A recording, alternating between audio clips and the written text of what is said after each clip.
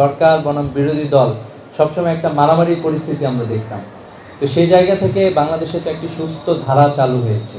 তো আমরা সরকার সহ বিরোধী দল সহ সবাইকে আহ্বান জানাতে চাই। বিশেষ করে আপনারা দেখলেন যে কয়েকদিনে সরকারি দল কর্তৃক বিশেষ করে যশোরে একজন এমপির বাসায় মব সৃষ্টি করা হয়েছে।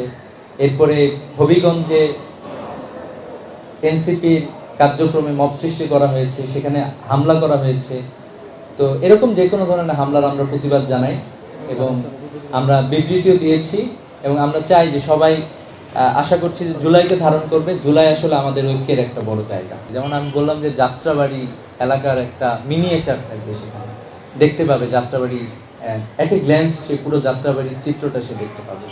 এরপরে যদি বলি যে আমাদের শিশুদের এখানে অনেক শিশু আসলে কবরে শুয়ে আছে।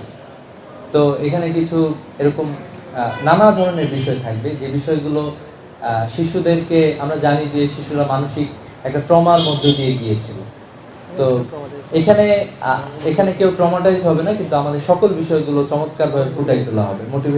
শিশুরা মোটিভেশন হিসাবে পাবে। কারণ হচ্ছে যে আপনারা দেখবেন যে আবু সাইদের যে 2 হাত প্রসারিত করা বুক, এটা কিন্তু আমাদের অসংখ্য মানুষকে, আমাদের বাংলাদেশের তরুণদেরকে এটা সাহস জুগিয়েছে। এরপরে একজন শিশু সে যখন একটা নিরস্ত্র শিশু, সে যখন কান্না করে তার মায়ের সাথে কথা বলছে, এই বিষয়গুলো তাকে স্মরণ করে দেয়, এই বিষয়গুলো চমৎকারভাবে ফুটাই তোলা হবে।